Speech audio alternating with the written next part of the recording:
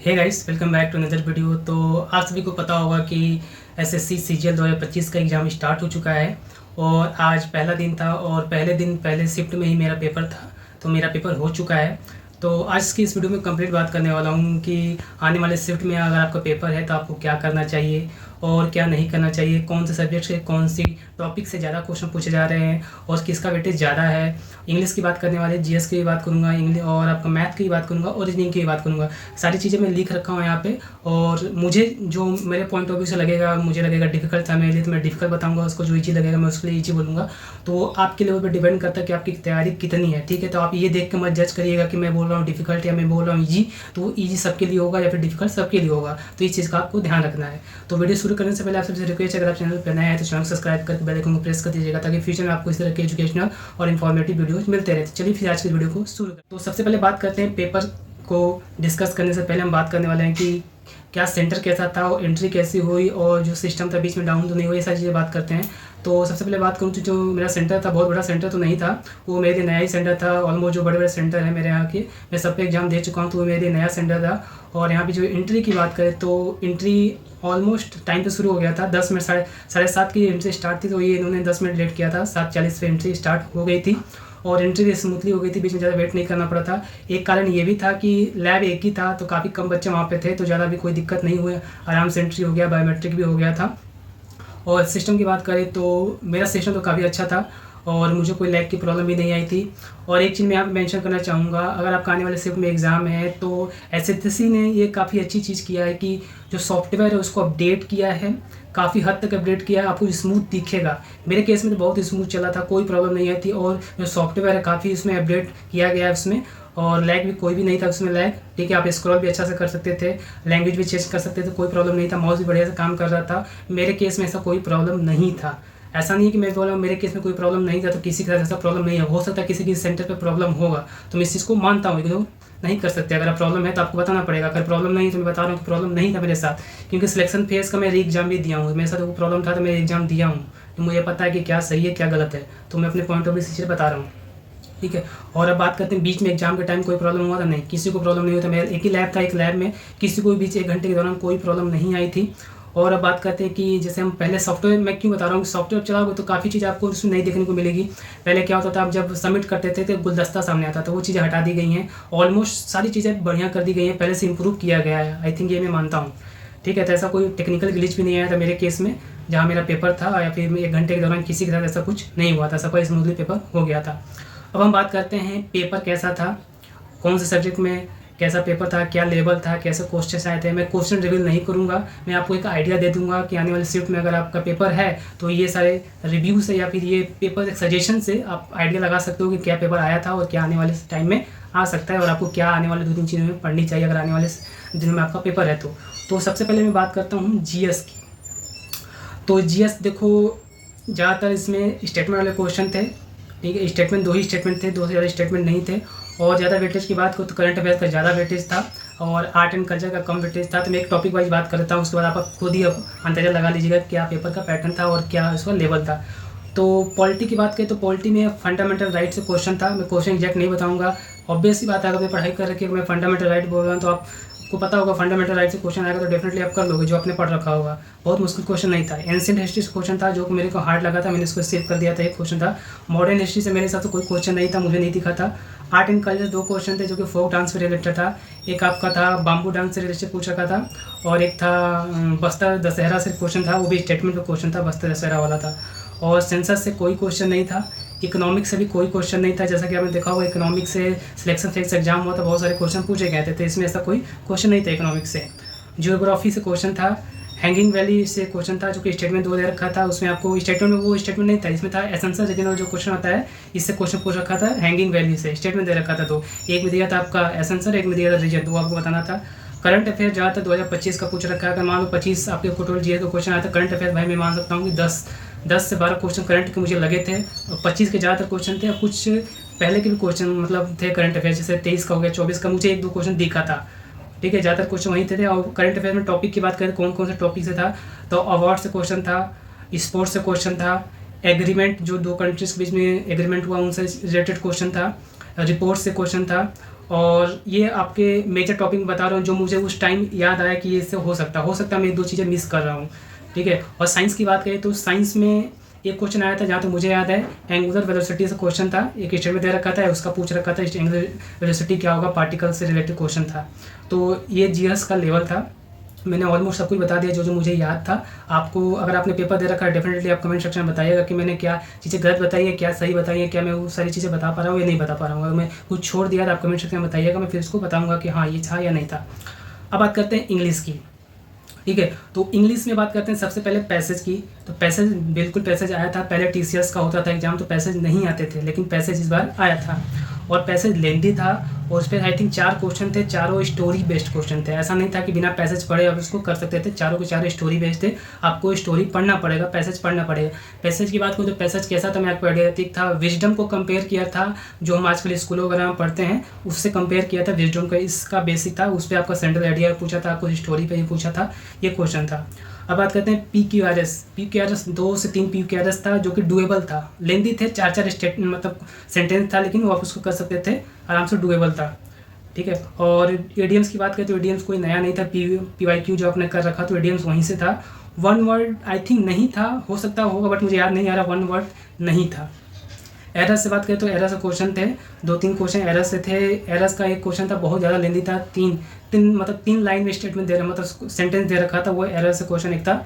और फिलर से क्वेश्चन था, वो भी एडजेक्टिव बेस्ड क्वेश्चन था फिलर से। स्पेलिंग से भी क्वेश्चन आया था, स्पेलिंग से एक था बहुत लेंदी वर्ड, बहुत लंबा सा वर्ड था, अजीब सा वर्ड था, आई थिंक वो किसी को नहीं पता होगा ऐसा था। और एक आसान था, ईजी था, वो कर सकते थे आप। क्लोज टेस्ट नहीं था ऑब्वियस सी, क्योंकि यहाँ पैसे जा रखा है। वॉइस से क्वेश्चन था जो कि डुएबल था, 2 क्वेश्चन थे वॉइस से, उसको आराम से कर सकते थे। बहुत बड़ा क्वेश्चन मतलब वॉइस से नहीं था, सेंटेंस छोटा ही सेंटेंस था। नरेशन से बात करें तो नरेशन से हाँ 2 या 3 क्वेश्चन थे। इसमें कुछ क्वेश्चन था कि डायरेक्ट से इनडायरेक्ट आपको कन्वर्ट करना है और एक था इनडायरेक्ट से डायरेक्ट कन्वर्ट करना है, ये दोनों क्वेश्चन थे इस तरह के। आपका होमोफोन से भी क्वेश्चन आ रखे थे, एक क्वेश्चन था वो एक वो मतलब सेंटेंस में उसका मीनिंग दे रखा था, 4 सेंटेंस दे रखा था, उसको बताना था कि इसका और क्या मीनिंग हो सकता है, ऐसा कुछ पूछ रखा था उसमें। और एक क्वेश्चन था जो कि जो मैंने बताया था होमोफोन से स्टोरी बेस्ड था, मतलब वो सेंटेंस दे रखा था 4, उसमें से आपको सेलेक्ट करना था। सिनोनिम्स पूछे, बस सिनोनिम्स आ रखा था, वो भी PYQ ही था और आराम से कर सकते थे। 2 आई थिंक आया था और एंटोनिम्स एक आया था जो कि मेरे को न्यू लगा था एंटोनिम, बट उसको भी कर सकते थे। हाँ ये चीज़ मैं कहना चाहूँगा कि जो इंग्लिश में ऐसा कुछ खास नया देखने को नहीं मिला है, बस यहाँ पे नई चीज़ यही पैटर्न थोड़ा चेंज हुआ क्योंकि यहाँ टाइम कंज्यूमिंग हो गया है। पैसेज आया था भाई तो आपको पढ़ना पड़ेगा, स्टोरी बेस्ड क्वेश्चन था तो यहाँ पे टाइम कंज्यूमिंग हो जाता था। क्लोज टेस्ट नहीं पूछ रहा, पहले क्लोज टेस्ट पूछता था। और यहाँ पे वोकैब की बात करें तो वोकैब कुछ नया नहीं पूछा है, इडियम्स भी पुराने ही थे और 1 वर्ड आई थिंक नहीं आए थे, हो सकता आया बट मुझे याद नहीं है। 1 वर्ड नहीं आएंगे, आया भी होगा तो वो PYQ ही होगा, इसलिए मुझे हो गया। तो अब हम बात करते हैं मैथमेटिक्स की। तो मैथमेटिक्स की बात करें तो ऑब्वियस सी बात है, मैथमेटिक्स करने में कम टाइम मिला था मेरे को क्योंकि जीएस और इंग्लिश ज़्यादा टाइम लग गया तो यहाँ पे मैथमेटिक्स की बात करते हैं।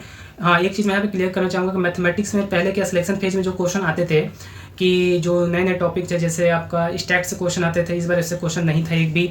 क्वार्टाइल से क्वेश्चन आते थे, इस बार नहीं आया था। परसेंटाइल से क्वेश्चन नहीं था और जो भी इसके अलावा क्वेश्चन था प्रोबेबिलिटी से भी क्वेश्चन नहीं था, PNC से क्वेश्चन नहीं था। तो जो भी नए टॉपिक उसमें आते थे मतलब जो सिलेक्शन फेज में पूछ रखा था out of the box question थे, इसमें ऐसा नहीं पूछा गया था, सब कुछ सिलेबस के अंदर ही पूछा गया था। बट मुझे मैथ थोड़ा डिफिकल्ट इसलिए लगा क्योंकि मेरा टाइम भी कम था तो मैं ज़्यादा अटेम्प्ट भी नहीं कर पाया मैथ में।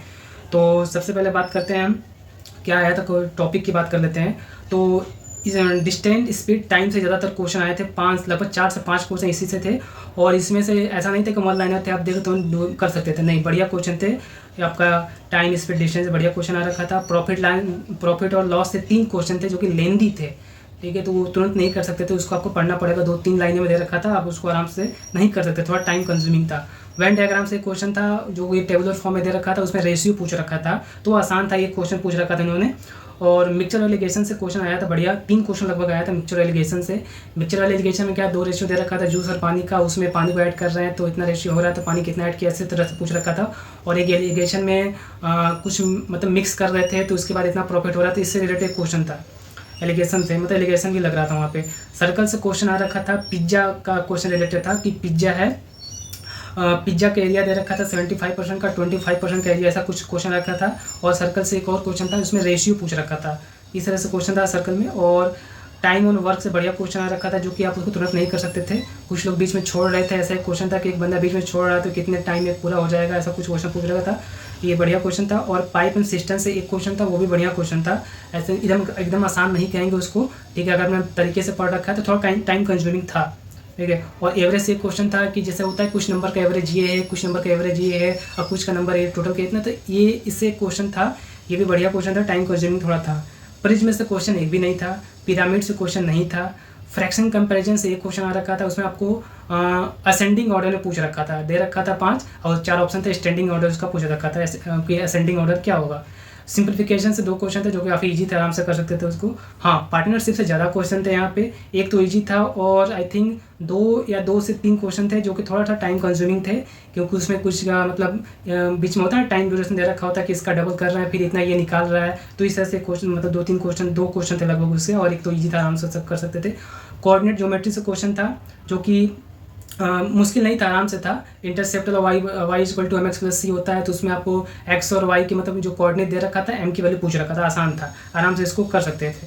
तो ये मैथमेटिक्स का रिव्यू हो गया, ठीक है। तो समझ में आ गया होगा आपको। तो अब हम बात कर लेते हैं रीजनिंग का। तो रीजनिंग मेरे हिसाब से काफ़ी ईजी था, ठीक है। अगर रीजनिंग ऐसा था कि आप अगर एवरेज मतलब पढ़ने में ठीक ठाक अपने तैयारी ढंग से कर रखी है, या फिर TCS का या फिर मॉक प्रॉपर दे रखे हैं, लाइव भी दे रखा है, टेक्स्ट बुक का भी दे रखा है, तो आप यहाँ 25 में 25 एक्यूरेसी के साथ कर सकते हैं, 100% एक्यूरेसी के साथ। तो सबसे पहले बात कर ले, इसमें एड्रेस मैचिंग से 2 क्वेश्चन आ रखा था।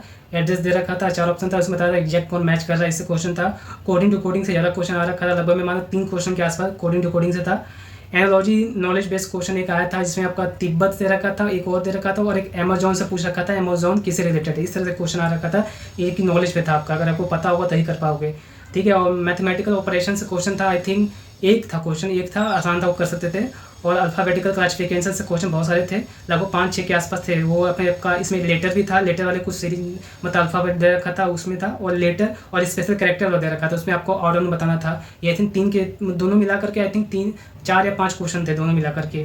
ब्लड रिलेशन से 4 क्वेश्चन थे जो कि काफ़ी मतलब ईजी तो नहीं कहेंगे, इसमें 1-2 ईजी था, बाकी और मतलब ठीक ठाक था, तुरंत नहीं कर सकते थे। सारा का सारा पॉइंटिंग पर्सन वाला था, उसमें से 3, और एक था फैमिली ट्री जो बनता था उससे बेस्ड था। तो ठीक ठाक क्वेश्चन था, इससे भी आराम से कर सकते थे अगर मैं प्रैक्टिस कर रखी है तो।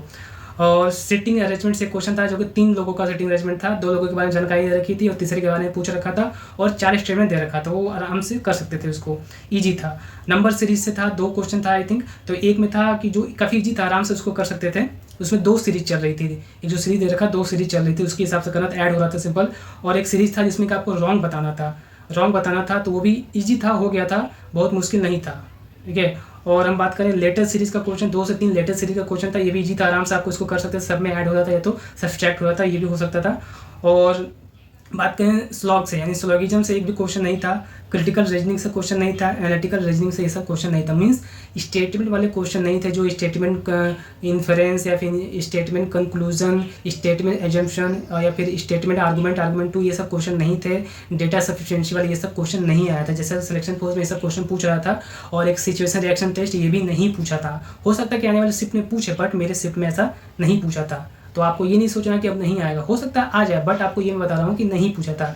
हो सकता है कि आने वाले शिफ्ट में ना पूछे, ठीक है। तो मैं इस बेस पे ये कह सकता हूँ कि पेपर जो है सिलेक्शन फेज से थोड़ा सा इजी है। सिलेक्शन फेज का जो एग्ज़ाम हुआ था उससे इजी है, खासकर मैथ के कंपैरिजन में इजी है, क्योंकि मैथ में पहले क्या था, out of the syllabus question उससे पूछता था, आउट ऑफ द बॉक्स पूछता था, किसी को कर ही नहीं पाओगे, आपके पास टाइम ही नहीं बचेगा, सोच ही नहीं पाओगे।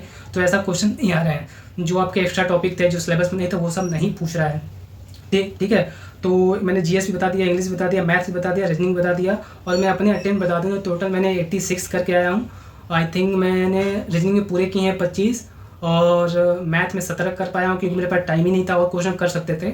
और मैं इंग्लिश की बात करूँ तो इंग्लिश में आई थिंक मैं 22 करके आया हूँ, और जीएस में आई थिंक 22 के आसपास उसमें भी करके आया हूँ। तो ये टोटल आपके क्वेश्चन है मैं करके आया हूँ। क्योंकि जीएस की बात करता हूँ तो जीएस में कुछ ऐसे भी क्वेश्चन थे जिसके लिए आपको कोई पढ़ने की जरूरत नहीं थी, मीन्स आपको कहीं मिलेगा नहीं, किसी किताब में या फिर कोई टीचर आपको नहीं बताएगा, आपको थोड़ा सा कॉमन सेंस यूज करके आपको ऑप्शन एलिमिनेट करके करना पड़ता है। जैसे परमार्थ ने कराया होगा नेटो सीरीज, अभी एग्जाम से पहले भी कराया था सीरीज, जिसमें आपको कैसे ऑप्शन एलिमिनेट करना है अगर कोई क्वेश्चन का आपको आंसर नहीं पता है, तो ये बता रखा था। हाँ, बीएनएस वगैरह से क्वेश्चन नहीं आया था, जो आपने देखा होगा धारा और आईपीएस सीआरपीसी सब कराया था, इस सब से क्वेश्चन नहीं आया था, ठीक है।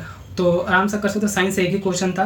तो जीएस का ये एक बहुत ज़्यादा वेटेज देखो तो मेरे हिसाब से करंट अफेयर्स का बहुत ज़्यादा वेटेज है, ठीक है। भर भर के क्वेश्चन आ रहे हैं, 10 के आसपास आ रहे हैं क्वेश्चन करंट अफेयर्स के सी, ठीक है। यहाँ पे हिस्ट्री का वेटेज बहुत कम हो गया, इकोनॉमिक्स का ना के बराबर था ही नहीं क्वेश्चन मेरे सब, आई थिंक होगा बट मैंने तो नहीं किया होगा, तो था ही नहीं इकोनॉमिक्स का क्वेश्चन, ठीक है। तो आई होप आप सबको समझ में आ गया होगा। अगर किसी ने आज का पेपर दिया है पहले दिन का पहला शिफ्ट, तो जरूर कमेंट सेक्शन में बताइएगा कि मैंने क्या कोई चीज़ मिस कर दिया या फिर कोई मैंने गलत चीज़ बताया, तो डेफिनेटली बताइएगा।